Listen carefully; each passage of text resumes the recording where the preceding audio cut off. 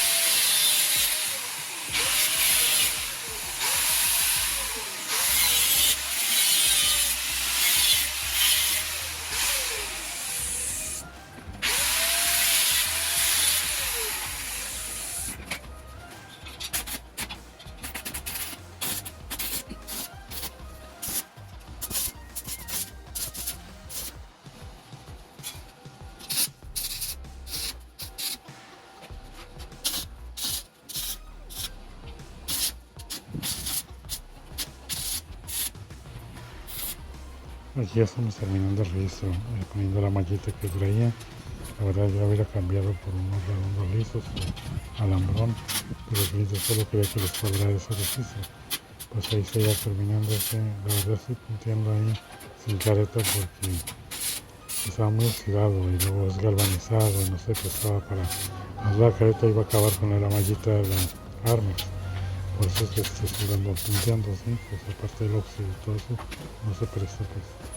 Pero pues ahí está, para que si les gusta le den like, compartan y se suscriban, que es lo más importante para poder seguir viendo videos. Muchas gracias, mi amor.